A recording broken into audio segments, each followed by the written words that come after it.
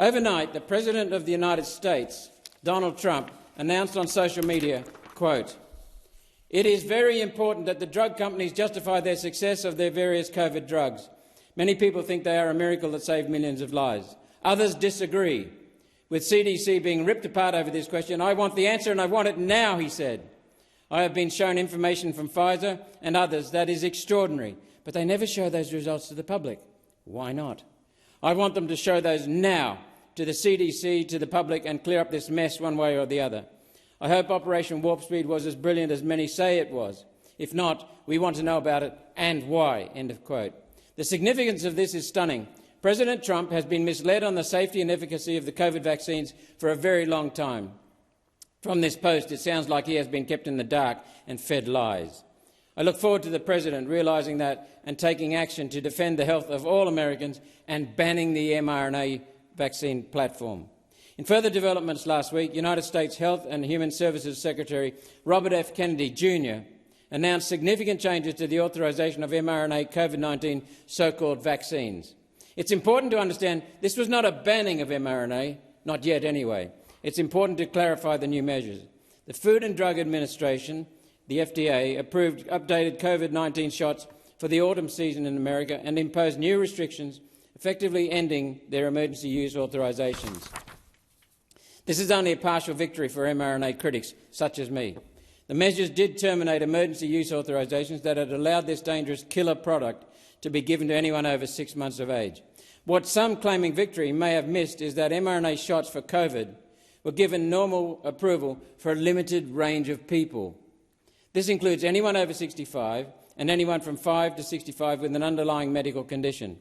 Moderna was approved for children over 6 months with an underlying medical condition. A massive reduction in approval, yes. A ban, no. President Trump's statement overnight does suggest there are more developments to come. Last week I spoke of many new peer-reviewed studies which show how this harm is occurring right through the human body. Tonight I will talk about the data which shows this harm is occurring. We have proof of the harm and we have the science showing causality. The Defence Medical Epidemiology database is part of the United States Defence Medical Surveillance System. It enables queries of de-identified medical data coded in the International Classification of Diseases classifications for active duty personnel, filtered on demographics and occupational categories. In 2021, whistleblowers reported significant increases in medical conditions compared to 2016 to 2020 baselines, prompting congressional scrutiny, resulting in a finding of data handling errors. In 2023, outdated 2021 DMED data confirmed elevated diagnosis, including hypertensive disease up 23%, ovarian dysfunction up 35%, pulmonary embolism up 44%, Guillain-Barré syndrome up 15%, esophageal cancer up 13%, and breast cancer up 7%. Myocarditis was up 151%. Remember, the sample set here is millions of people of the United States military. These are healthy or were healthy, fit individuals and their families. And the harm is getting worse. Data for 2023-2025, using the same pre-COVID baseline, shows persistent elevations, terrifying elevations over pre-COVID levels. Myocarditis up 154%, digestive organ cancer up 16% in 2021 and up 43% in 2024. Brain cancer up 16% in 2021 and 43% in 2024. Blood coagulation defects up 25% in 2021, 58% in 2022 and then 32% in 2023 as injection rates fell. That's pretty damning. It shows those who call it that there's poison, the clot shots, are not entirely wrong. It gets worse, much worse. Conditions which may be potentially vaccine-related and are certainly COVID response-related are up. Suicidal, homicidal ideation up 46% in 2021 and 86% in 2024. Overweight or obesity up 27% in 2021, 69% in 2022, 162% in 2023, 262% in 2024. It's okay though. Novo Nordisk has Ozempic on the market to fix that obesity problem. Who owns Novo Nordisk? Morgan Stanley, BlackRock, Vanguard and Norges. I call them BlackRock Inc. This gaggle of rapacious wealth funds investing the wealth of the world's predatory billionaires. And who owns Pfizer? The cause of this obesity epidemic? You guessed it, BlackRock. They own the problem and the solution. Senator Did Roberts, someone your say time has COVID was just a expired. fun... Right? Strap yourself in, mate, because what's happening with Trump mRNA vaccines, and the biggest "I told you so" moment in modern politics feels like watching a Hollywood redemption arc, only with more lab coats and fewer happy endings. The 47th President of the United States, Donald J. Trump, has just cracked open a political Pandora's box he himself helped build. And now, for the first time since 2020, it looks like he might actually be seeing the cracks in the miracle he once called one of the greatest achievements in human history. Yeah, that miracle being the mRNA COVID vaccine, the golden child of Operation Warp Speed. Before we unpack this Trump Big Pharma showdown, smash that like button if you're done being lied to. Subscribe for more truth bombs, and grab the Not Far Right Just Right shirt, links in the description. Now, rewind to 2020. The world's losing its mind, lockdowns everywhere, everyone's wiping down their groceries like they're radioactive, and Trump, then the commander-in-chief, rolls out Operation Warp Speed, a plan to fast-track vaccines so America could get back on its feet. It was a Hail Mary play in the fourth quarter of the world's biggest crisis. Trump put his brand, his presidency, and his political future on the line for it. And it worked, kind of.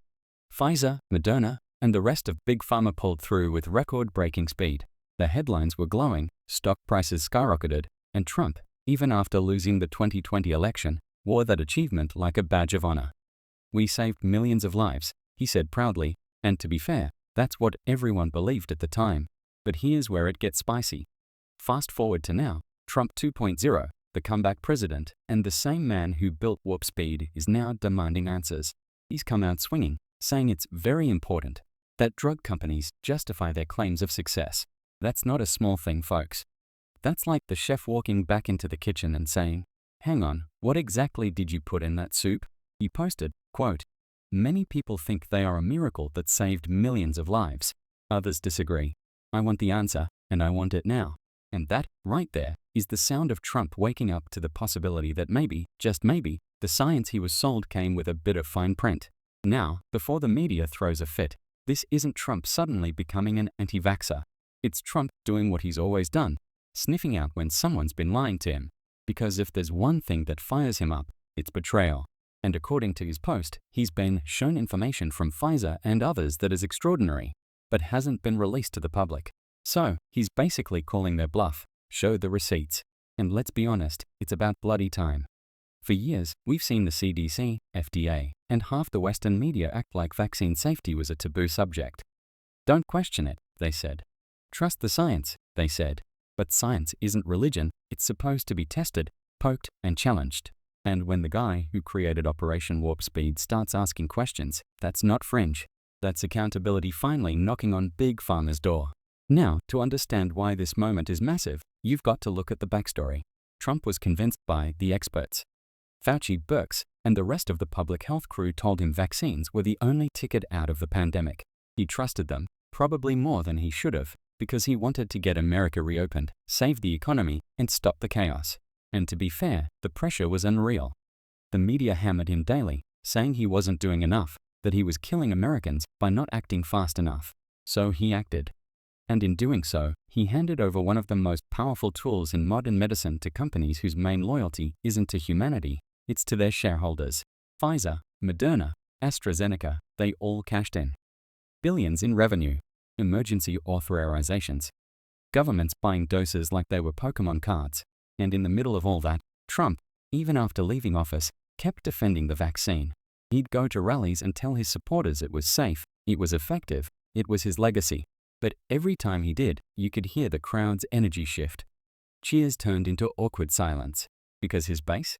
They weren't buying it anymore. They'd seen the data, the side effects, the myocarditis headlines, and they weren't clapping for that part of the speech.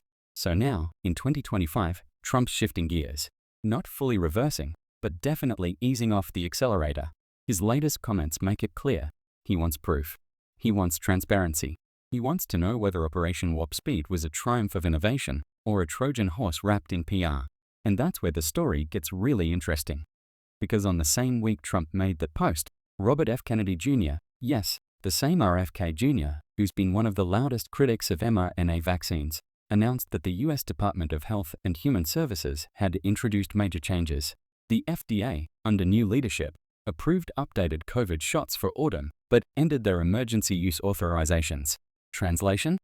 The blanket approval that let drug companies jab anyone over 6 months old, gone. They've now limited approval to a smaller group, people over 65 or those with serious health conditions. Kids? Only if they've got underlying medical issues. That's not a full ban, but it's a massive rollback. A quiet admission that maybe the blanket safe and effective slogan didn't age well. And Trump's timing here, speaking up just as that policy shift happens, feels a bit too perfect to be coincidence.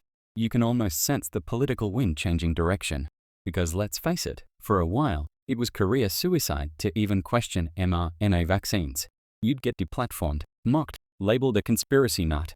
But now, even mainstream politicians are starting to distance themselves from the old narrative. When Trump, the guy who owns the warp speed legacy, starts demanding answers, that's a signal. Not just to Americans, but to the entire political establishment. The era of blind trust in Big Pharma is over. And look, whether you love or hate Trump, you can't deny the man has a knack for sensing where the public mood is heading. He reads crowds like a book. And right now, people across the world, not just Americans, are asking the same thing.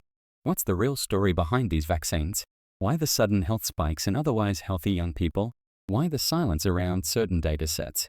And why does it always seem like the same corporations who cause the problems end up selling the solutions? That last part hits hard. The file we've got here lays it all out. The Defense Medical Epidemiology Database DMED, basically the Pentagon's own medical record system, showed massive jumps in health conditions after the rollout. Myocarditis up over 150%. Blood clotting issues through the roof. Even cancers on the rise. And we're not talking random internet blog numbers here. These are military records. Healthy, fit individuals. The kind of data that should have triggered national headlines. Instead, crickets. And then, when those numbers started surfacing, what happened? The same companies behind the vaccines started releasing new miracle drugs to fix the side effects. Take Novo Nordisk, for example.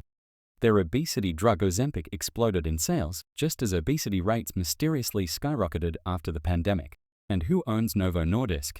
The same financial giants that hold massive stakes in Pfizer, Moderna, and pretty much every other pharmaceutical titan, BlackRock, Vanguard, Morgan Stanley.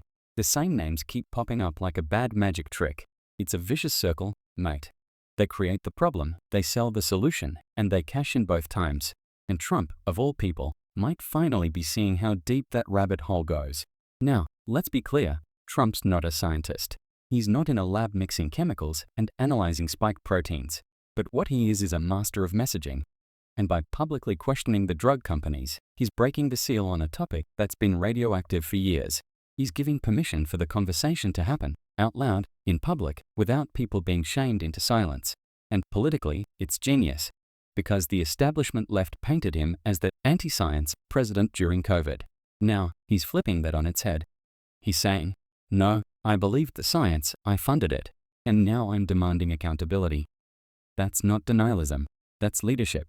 It's also incredibly dangerous for Big Pharma, because if Trump wins again, and the polls suggest he very well might, there'll be nowhere for them to hide. Imagine the headlines. President Trump orders a full-scale audit of Pfizer's data. Operation Warp Speed 2.0, but this time, focused on truth, not hype. That's not far-fetched. It's the logical next step, because Trump hates being made a fool of, and if he finds out these companies played him for political gain, he'll go nuclear. Figuratively, of course. And here's the kicker. It's not just about vaccines anymore. This is about public trust, about how easily governments handed over power to corporations during a crisis, about how health emergencies became the perfect excuse for mass censorship and profit. Trump's statement might sound like a single post on social media, but it's a spark, the kind that can light up a national debate that's been simmering under the surface for years. So yeah, maybe Trump's finally seeing the truth about mRNA vaccines.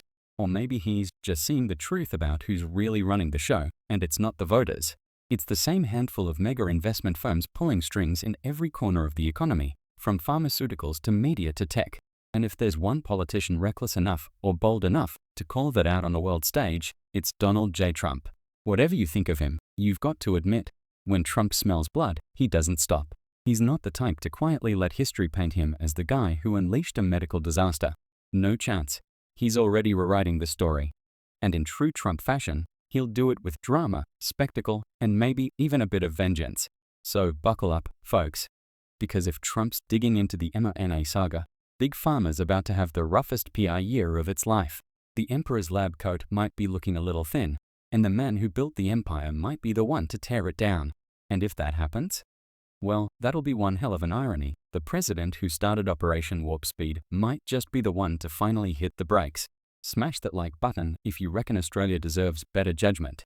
Subscribe if you want ambassadors, not Albo's mistakes, and grab the Not Far Right Just Right shirt, links in the description.